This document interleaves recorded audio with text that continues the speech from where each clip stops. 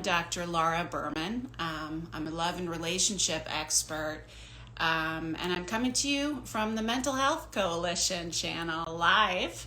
As you know, the entire month of May, they're doing Every Day in May, which is a series really every day of one-to-one conversations about mental health issues. And so I'm going to be speaking to you tonight. Hi, Nikki Rue from New Jersey. I'm going to be speaking to you both with my therapist hat on, which I've been wearing for many decades now, and written many books on all sorts of topics around sex, love, and relationships, but also around wearing my mommy hat, because the topic that I really want to focus on that I think is so up for people, no matter who you are after this year, is the topic of grief. And unfortunately, I wish it wasn't the case, but I have a very intimate relationship with that topic.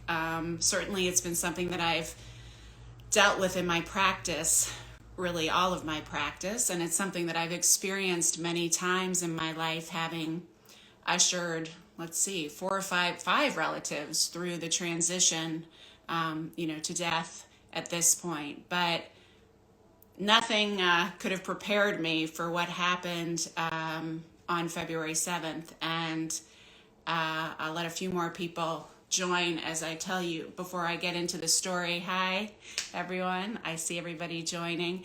But I will say this to start with. I don't think you can be on the planet this year without experiencing some kind of grief. I mean, certainly so many lives have been tragically lost to COVID, but also to lots of other things as well this year, in isolation, in the lockdown, with depression, with suicide, with drug overdoses.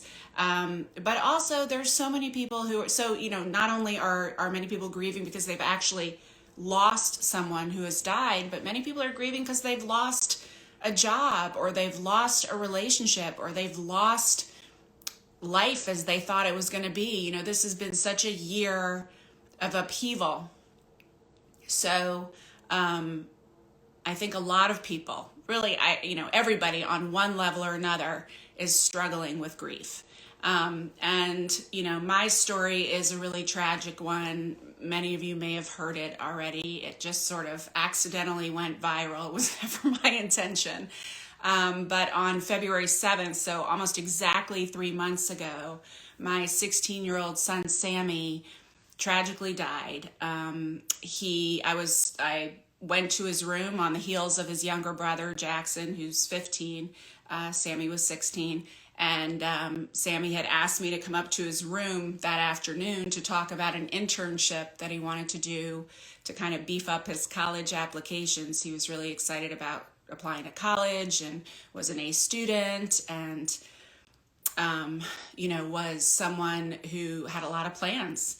And my younger son was ahead of me. He walked into the room first, and I was right behind him, and we found Sammy dead. And it, as you can imagine, it's every parent's worst nightmare. It's something that I could have never imagined. He had procured some recreational drugs. We're still, ironically, 3 months later, waiting for the toxicology reports. But he had, what we know so far is that he had gotten some drugs through a dealer that he met on Snapchat. I mean, I had no idea until this point that there were, because I don't spend time on Snapchat, but evidently there are a lot of dealers reaching out to kids on Snapchat. He connected with one. He bought a couple of things. The guy delivered it to our door like a pizza while we were sleeping.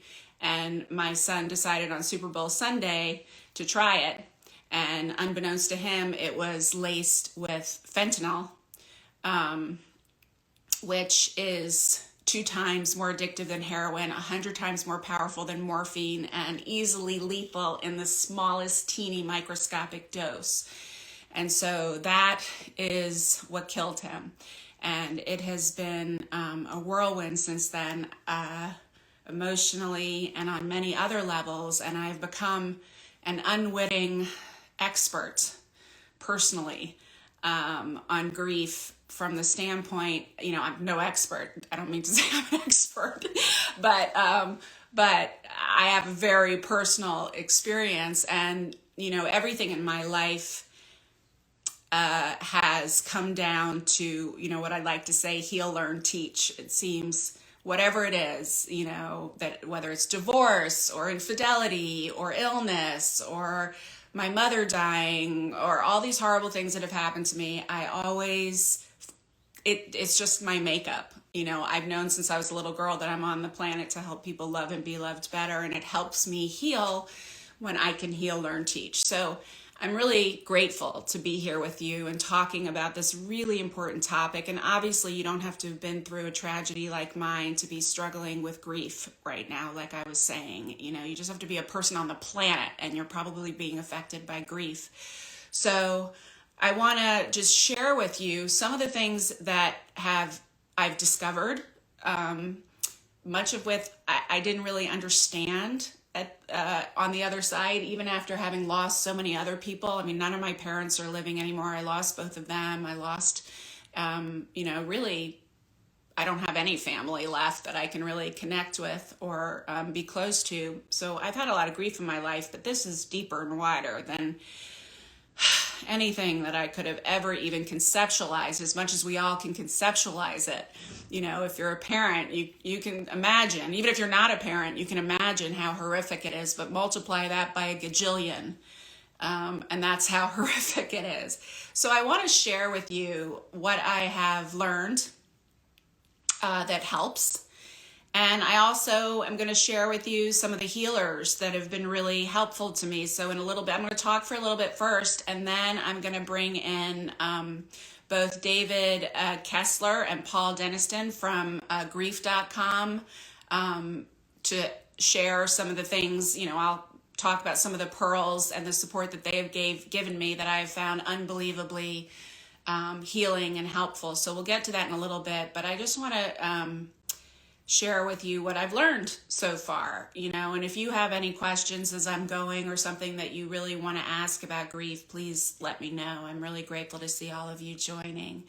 I like to look at these things, all things in my life, from a mind, body, and spirit perspective. That's how I operate in the world. So as I was thinking about what I wanted to share with you tonight, I think first let's talk about the mind, right? When a big tragedy happens, our systems go and our brain goes into overload. We go into fight flight, and it's really hard to function and to operate, and that's, our culture is built around that. That's why everybody brings all the casseroles, and, you take a week off work, but like a week isn't nearly enough for most of us. And one of the most valuable things that I found, as small as it is, but it saved my life, especially in the beginning, and this is true for all mental health struggles, is just take it 5 minutes at a time.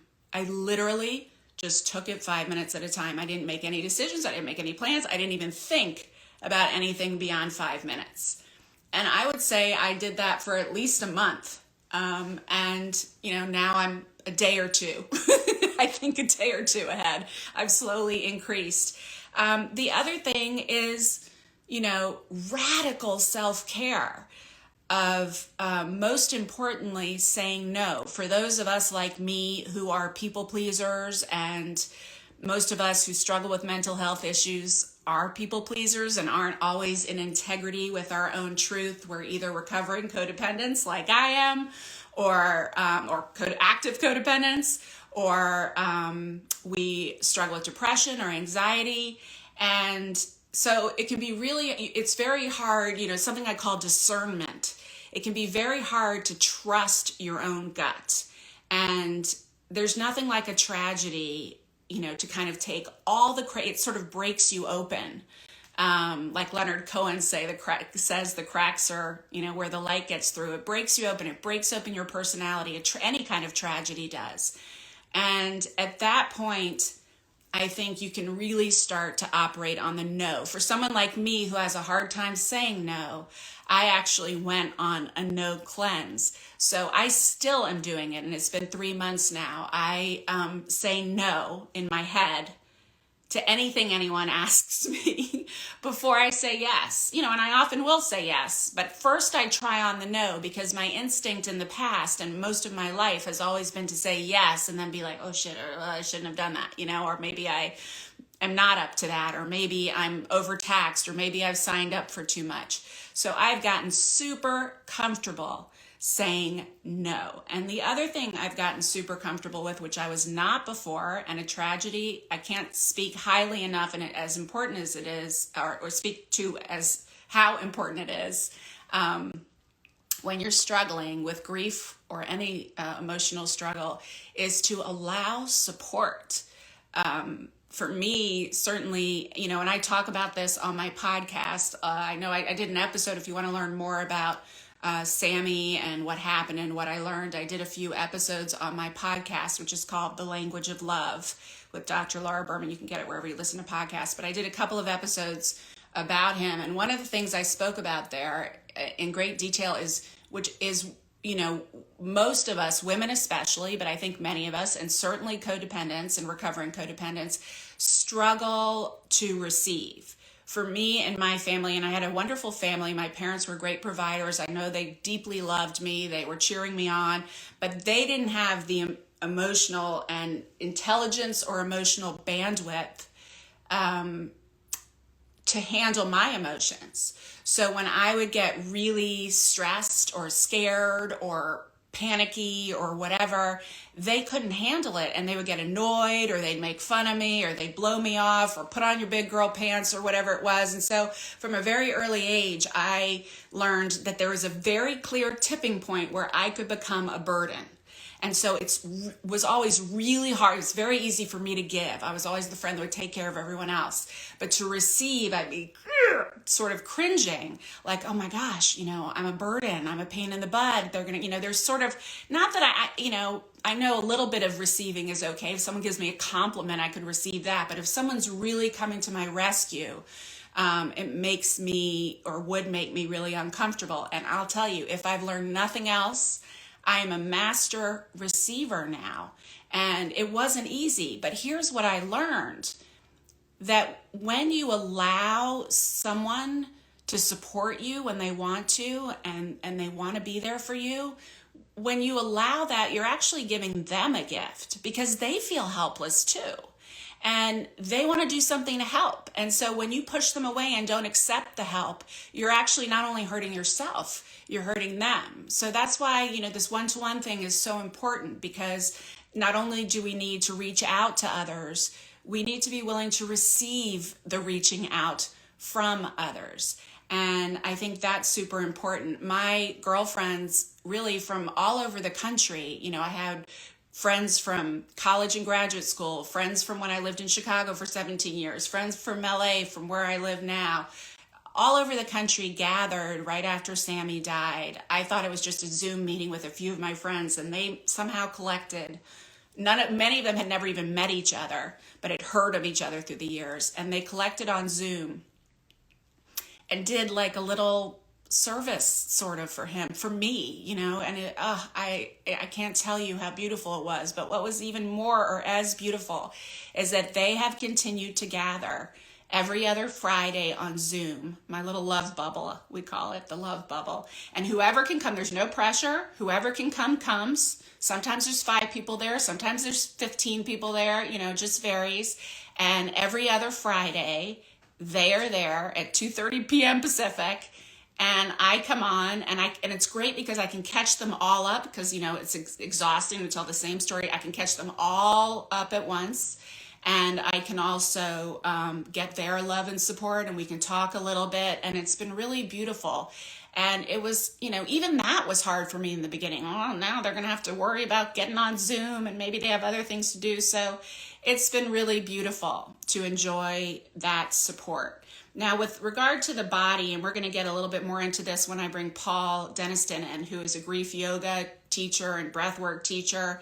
But I will tell you that after my mother died, which was the worst grief I'd ever experienced before this, which was about 10 years ago, I was actually filming a show for the Oprah Winfrey Network right after she died. I was devastated, but I was like finding meaning in it, and I would cry a little bit, but I was also connecting with her, and I was busy, and I can very easily leave my body. It's a great habit for me. It's seen me through a lot of hard times. I can just stay up here in my head. But within a year of my mother dying from what was ultimately breast cancer, I got breast cancer in the same breast she had it. And I had to stop my life completely for the first time in my adult life. And it was a big wake-up call to me that none of us really, but I, speaking for myself, we can't disassociate from our feelings. And the one thing that I've been committed to, and if you follow me on social media, you've probably seen this, I am committed to feeling my feelings, because feelings are just emotions, energy in motion. And if you don't process them, if you don't move them, they get stuck, and that's what makes you sick.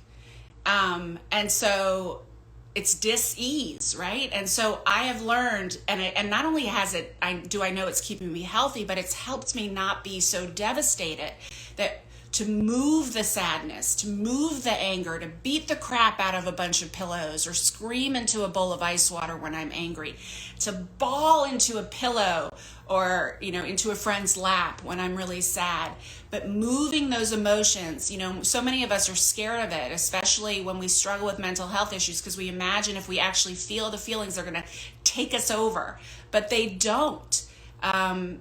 When an authentic feeling, if you're not thinking too much and you're just allowing yourself to feel it, will only last a few minutes, and you feel so much lighter after that. So that's a really important thing. Being in nature is very important for me, and I think for all of us, because nature has a really beautiful frequency that calms anyone, no matter who you are. So I go out in nature a lot, moving your body, which is another, high sign for grief yoga also. And, from the spiritual perspective, I would just say it doesn't have to be a religion. It could be God, spirit, universe, whatever it is. But this is an opportunity, and I think also on some level an invitation from the universe to cultivate a spiritual practice. And one of the things as a therapist and as a human being that I have found is at the core of so much emotional suffering is a feeling of being all alone and totally on your own and unsupported. And thank goodness when my mother died and I went through that horrible process and breast cancer and everything else, I ended up writing a book called Quantum Love, which was my spiritual discovery of how everything is energy, everything is frequency, how to move with my body's frequency. And that was a huge part of my healing. And thank goodness, because I have leaned so hard into it during this process. And Jim there is saying he chooses music. Yes, dancing. You'll see me on Instagram, on my social media, dancing it out all the time, moving your body, letting your frequency rise a little bit. And for me, remembering that energy never dies. And so, I'm really clear, and I think this is true for every single one of us who have lost a loved one, that relationship continues. It continues. Just because his body is gone, his energy never dies. And I can still connect with him through breath work, through meditation, through just sort of tuning into my heart center. I've learned techniques that, and if any of you are interested, DM me and I'll do another live later, because I want to make sure I leave time for Paul and David to come on. But I've learned a lot of techniques, kind of self-taught, and through many of the healers I've worked with, that have allowed me to really connect with his pure energy and mine, and to feel those side by side in the center of my heart. And I know my relationship with him is continuing, even though he's not here in body anymore. And I think that, leads, it allows, when something tragic happens, it forces you to surrender. You can't fix, manage, and control things anymore. You've fallen apart. And in that surrender is where grace, I think, can be found. And yeah, someone, Sadirsta Group, I can't say these names, Sadirsta Group, look at me, B-Side Artist Group, really good point, says, my brother just died and I never got to see him. I'm so sorry for your loss. And it brings up a really important point, and I'm going to ask David Kessler about this when I bring him on, that and this is what happened with Sammy. With my other loved ones who died, I, thank goodness, had a beautiful opportunity to say goodbye to them while they were still here, to tell them everything I wanted to make sure I told them, to have some closure and say goodbye. And I didn't get a chance to do that with Sammy. He was gone when I found him. And all the guilt and the shame that's wrapped up with the loss is really hard to take, and the helplessness. So it's so important during these times, but any time, to get the support you need, to know that you're not alone, and to work with the emotions, because that which you resist persists. And as scary as it is to allow yourself to feeling, with support in small doses, is really important for your healing. So I want to introduce you to a couple of people. First of all, David Kessler. He is one of the people that I wanted to be in conversation with. He's become a really dear friend, and literally, I didn't even know him before this. Someone introduced me to him right after Sammy died, and he made a house call on a Saturday. He came over to my house, and he sat there with me and my husband and my youngest son. My oldest son, who's 23, was still working out of state. And he has been such a support to all of us, and is one of the leading experts on grief in the world, speaks all over and has written books. He's world renowned, and he's given me really beautiful advice. I want to bring him in. Let me see if I can bring you in. There he is. Is this working? Boop. Bring him in. This is when I start screwing up, everyone. But yeah, I did it. There we are. Hey. Yay.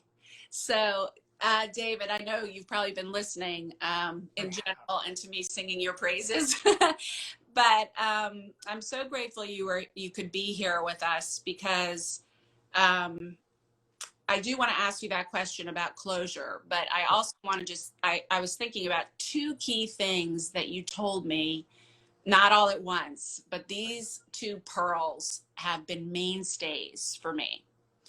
One is with regard to the guilt and the shame, of which I, have poop tons, as you can imagine. Anyone who loses someone does, I think, but certainly as a parent. So a million things. If I had, gone in his room 30 minutes earlier, if I had known that there were drug dealers on Snapchat and searched his room and gotten rid of his Snapchat account, if I had, or if I hadn't. And one of the things that you've had to say to me or my husband probably 10,000 times in the past 3 months is, yes, and I know a parent who did what you're saying you didn't do or you should have done, and their child died too. Right. And so that's one of the things. So will you speak to that for a minute? Absolutely. And if you're just joining us, we're talking about grief and grief. And this I want to thank you for sharing your story and Sammy with us. It is not an easy thing to do, and you are teaching right now. So I'm so sorry you're an example of this right now, what we're going through, but you continue to save lives. So yeah, I want to take the taboo. I mean, we're so stoic in this country about grief, and it's like this taboo topic. And so that's the reason I'm being so public about it, because that just makes it worse. And that's how we release the stigma. Yeah. So like you said, we all have guilt after someone dies. We feel we should have done this or we shouldn't have done that. And the reality is our mind would always rather be guilty than be helpless. Yeah. And Oop, you froze. try to find this piece of control where we think, if I just could have done that. And the reality is, it's so much bigger than that.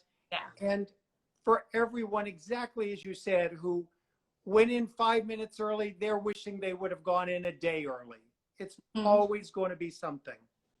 Yeah. And for some reason, you know, I think that it just really helps to hear that. The other thing you told me and my husband many times and still tell us is, you know, to not control each other's grief process, because we grieve so differently, he and I. He's real compartmental, and I'm like snotty and crying all over the place.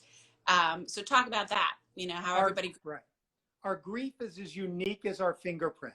Yeah. As you know, I work with Kubler-Ross on the stages, but I always tell people there's no map for grief. There's no one way to do grief. It's an organic process. And yet we feel like our grief should be like everyone else's. And yet the reality is it's so different. And what gets in the way is our judgment of each other's grief.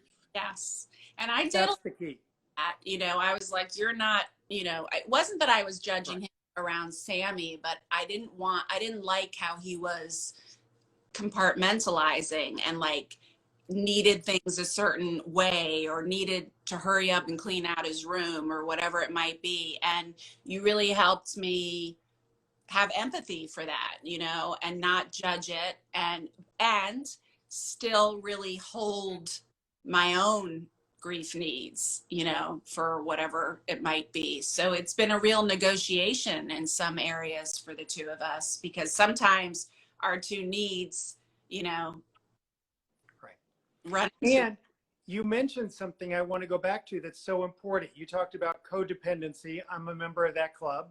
Yes. And by the way, when we not only think people should be grieving like us, but people in the world tell us how we should be grieving. Yeah. And I always tell people, what other people think of your grief is none of your business. No. It's their opinion. They haven't been in the same situation you have. You gotta let that go to voicemail. Yeah, I agree. And someone's asking a really important question about how her friend, nurse interrupted, is saying that her friend, I guess she wants to be there for her friend. I didn't get into that, but there are lots of things that we can do as an ally to someone. Right. And here's the key. One of the big keys is grief needs to be witnessed. Yes. You don't need to fix your friend, because your friend is not broken. She is in grief, or he's in grief. Yes. You just need to say, I don't know what the right words are, but I'm here to sit with you. Yes. I'm just here to listen.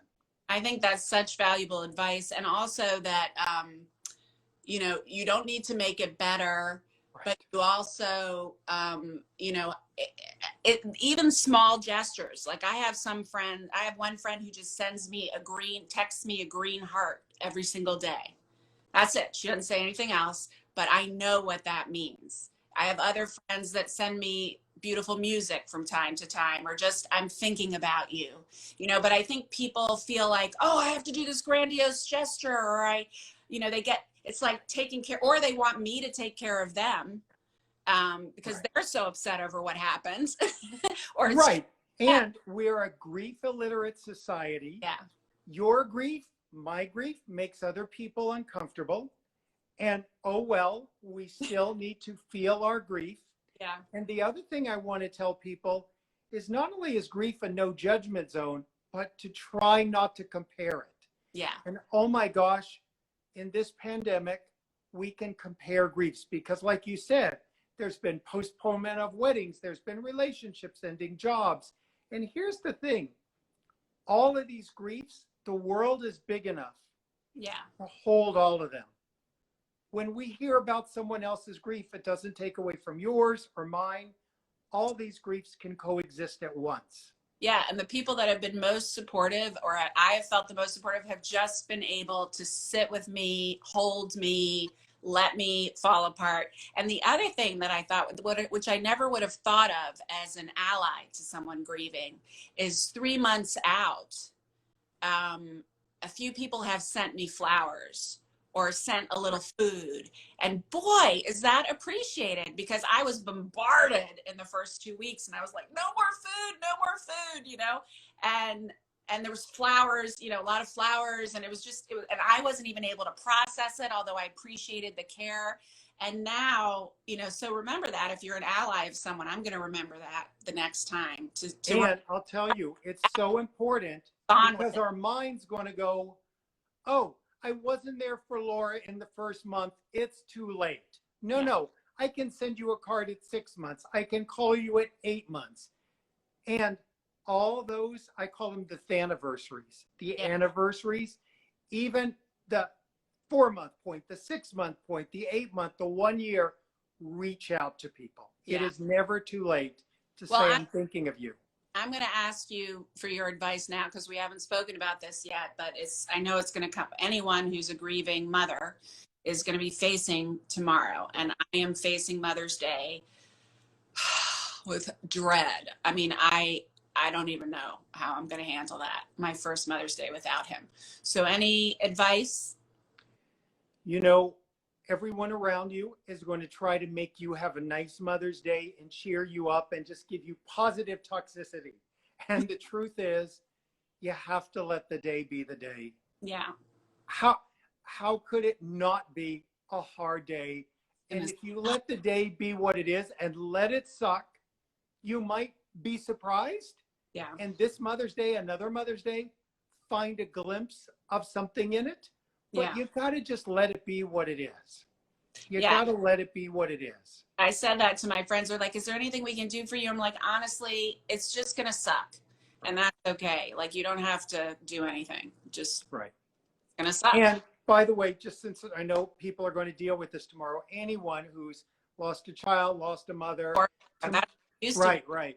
Tomorrow, if they go to grief.com, they'll see on Facebook, I'm going to be giving a live session at 9 a.m. Pacific time. That, guys, go to grief.com. There's a lot of great resources there as well. But That's going to be in my Facebook group. I'll do that. Yeah, absolutely. And the Facebook group is facebook.com/groups/David Kessler, but they'll see it on grief.com. Okay, so you'll see it on grief.com. All right. Thank you so much, David. You're so welcome. So grateful for the work that you do in the world, supporting us, and that you know, the help you're giving us tonight. I want to bring in also your partner, Paul Denniston. Let me see if I can get him up. Hold on. Oh, there he is. Let's see. Paul is a grief yoga expert. I had never even heard of grief yoga before. Hi, Paul. Hello. Hi. And right after Sammy died, and this was kind of very unusual for someone who's recovering codependent like me, but I went to my husband because I was, you can imagine, being wreck of a human being, and I couldn't even function, and I really felt like I was dying. And I went to my husband and I said, okay, I know this is the worst. It was like less than a week after Sammy died. And I said, I know this is the worst possible time, but I can't survive unless I leave, go into the redwoods for a week, and fall apart, because I really couldn't fall apart. And they said I could, but they would have been really scared if they saw how much I fell apart. And David helped me set up because I kind of made my own makeshift retreat, and Blessed 1440 Multiversity in Santa Cruz in the Redwoods offered me, they were closed because of COVID, but they offered me one of their empty faculty houses, and I just did the makeshift retreat. And Paul was with me every single day on Zoom, either doing grief yoga or breath work. And so you can explain it better than I, and I would love to hear you explain it, because people often ask me, what the hell's grief yoga? Tell us what that is. Sure. Yeah, I can see how intimidating grief yoga sounds. So grief yoga is a blend of different forms of yoga, movement, breath, and sound to channel and release pain and struggle, to help us to connect to more empowerment and love. That's what it is. And it really works, guys. So what we did and what we've continued to do off and on is, and he even came on my love bubble once. I love your love bubble. So you know, you're making all of these sounds, hitting things, crying, but you're also moving. And remember what I was saying about emotion, energy, and motion. So I'd done breath work before, but never the way that you know, so for folks that are asking, if you want to learn more, go to grief.com, right? Or is that where David is griefyoga.com. grief.com and I'm griefyoga.com. And I put it in the chat for you, Paul. Okay. So go to griefyoga.com, but you guys probably link to each other on your pages anyway. Sure. But go to griefyoga.com to learn more about what Paul does. And I know he has a lot of classes on there and programs and things. But what I love, so breath work, for those of you who are asking, is different, right? Yoga is movement, and it does include breath and sounds and everything else.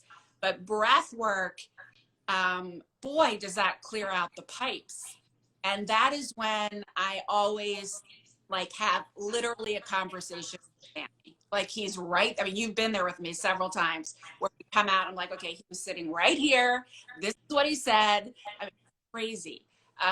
But it's really, well, you explain breath work.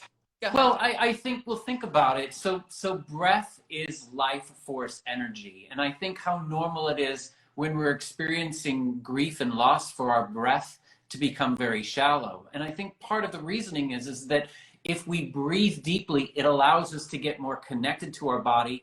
And it's hard because we feel the pain.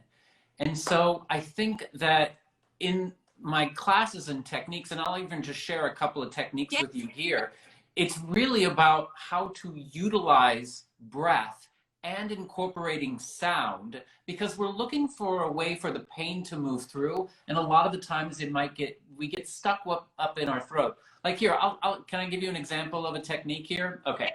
So you can laugh, you can do all of it during whatever you're feeling. So this is a technique because grief is an exhausting emotion. And I got to tell you, even just listening to the conversation, I can feel a lot going on in my body just with all of the loss that I'm reading in the comments and your loss. I mean, and I've experienced deep loss myself. So let's just tap in. This is a technique called energy burst. And we're going to bring a lot of oxygen in. That's the way we're going to be able to learn how to channel and move pain through. So I'll share with you how. So I'm going to interlace my fingers together, okay? And my elbows are restrained. You can observe and do this or do this with me. So almost like it's a life pump. I'm going to inhale, lift the arms up, and then bring it down. And then just breathe right now, in and out through your nose. So we're bringing more life force, more oxygen in.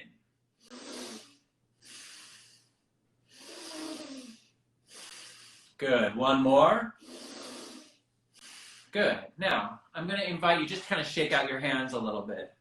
So I'm all a believer about channeling pain. I used to run away from pain, but I've learned that there's a way to channel it, okay? So what if you brought your fists together, okay? Whatever that pain is, it could be anxiety, it could be regret, it could be just fear or guilt. Hold it within your palms, okay? We're gonna learn how to channel it. Now, observe. I'm gonna punch out right here in front of me. And this time, I'm going to use the breath in and out through my mouth. Equal inhalations and exhalations through the mouth. And all I gotta do is punch, like.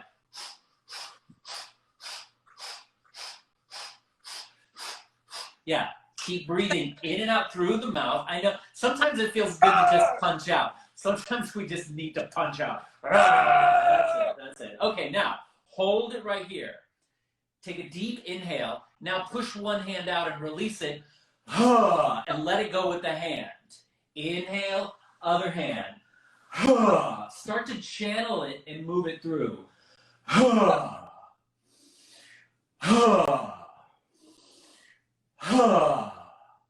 Two more. Good. And just shake it out. Shake it out through the hands. So all we're doing right now is taking what is suppressed. The body remembers the pain, the trauma. We got the issues in our tissues. We're just learning how to channel it as fuel. Like take, for instance, bring fists right here to your belly. Sometimes we feel in a way like we've lost control, you know, especially when loss happens. So here's where your strength is.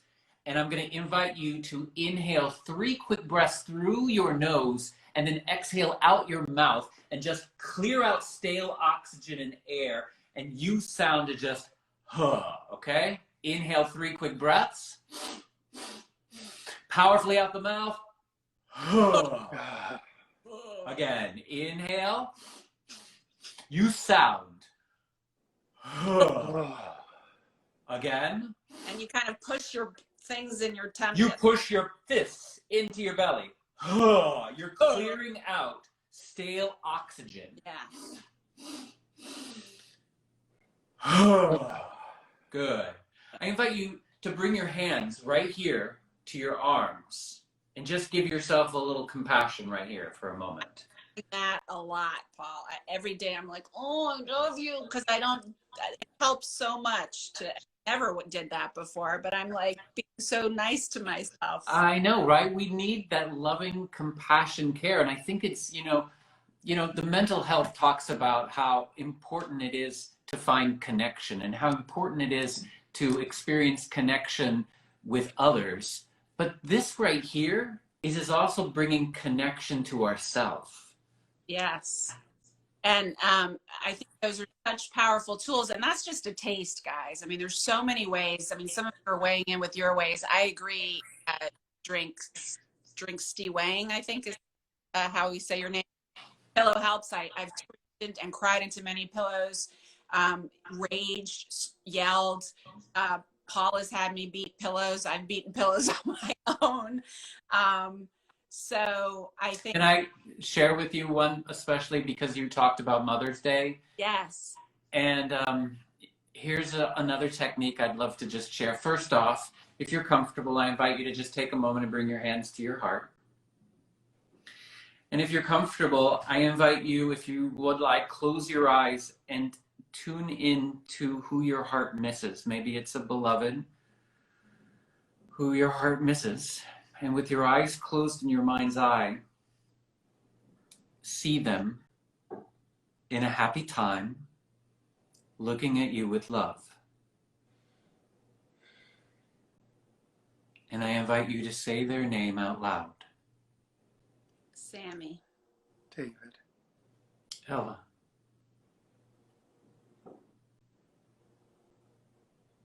Say yours too, guys. And here's something you can do tomorrow when you're feeling that sense of loss and disconnection from that spirit. You just bring your hands out as if you were feeling empty, as if you were holding an empty bowl. And then to take a moment and reflect on something positive you experienced with that person. Maybe it was a memory, maybe it was something about who they are. And to see something specific about that.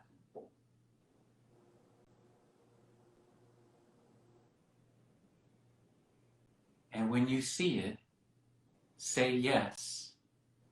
Yeah. And bring your hands to your heart. My hands are so hot right now. Like that, it made them. Yeah. And by the way, when I first did this, because we did a version of this Paul the first time, I'm acting pretty calm right now. A lot already in anticipation of this live, but it is, you know, I was bawling like a baby when I first did this, and I see that lots of people are, oh no, I'm scared. If I don't want to cry, I'm scared. It's not going to stop, but it will. And I would love for you, well, both of you, to just say a quick word on that, because I think mental health in general, grief and depression, and I've noticed that with my youngest son, who really struggles with anxiety, not wanting to feel the pain of Sammy's loss, because there's this fear that if I that Pandora's box, I'm never going to stop crying. It's going to float me away, you know, and I can say until I'm blue in the face that that's not true. I spoke about it earlier, but I'd love to hear from each of you. The pain will stay inside of you. If you don't allow the pain to move through, you're just going to hold on to it. Yeah. If you give the space to have the release of tears, of anger, then it moves through. But if you're afraid, oh, if I go into there, I'm never going to come out, instead, you're keeping it in. Right. And it just creates that space of dis-ease.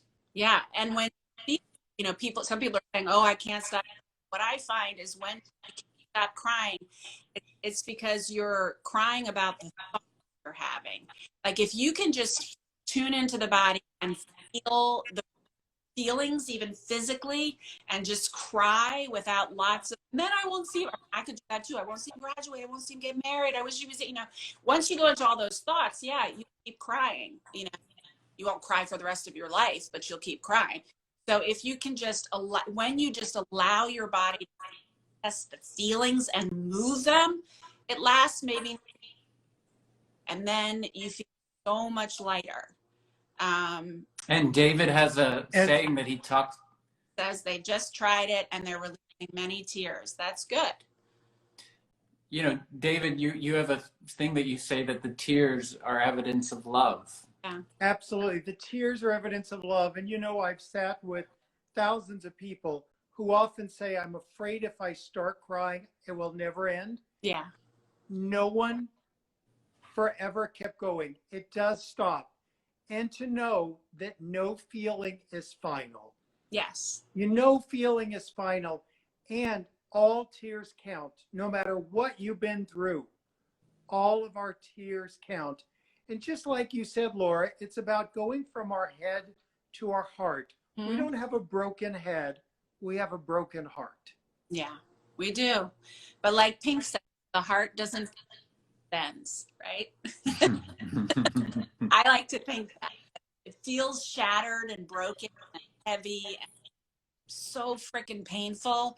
But and I like to, you know, let myself be with that pain, but it's important to also that we never really, you know, and like I started off saying, cracks are when it comes through, you know, when we break open, stronger, clearer, more connected, more attuned, more purposeful life.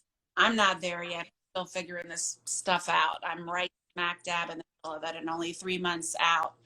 But I'm so grateful to both of you for the beautiful work you're doing in the world and the support that you've given me, and to all of you for joining us. For those of you who are asking, we are, you know, this is recorded. I will repost it on my page, and Paul will repost it on their pages. So you'll be able to watch this again, you know, do the exercise. And also remember, there's this whole month, there's going to be events like this every day on the Mental Health Coalition right here. Right. So you'll get lots of support here. And make sure to check out the live that David is doing tomorrow in honor of Mother's Day. Next week, I actually have on my podcast on the language of love, Anita Morjani, who wrote the best-selling book, Dying. She basically had a near-death experience, went to the other side, and came back to talk about it and talk about Sammy, grief, and guilt. And it's a really powerful conversation. So if you're struggling with loss or guilt, make sure to check out the language of love and follow all of us. You can see me on social media crying it out, punching it out, dancing it out. You can follow these guys and get lots of tips and tools and meditations and guidance.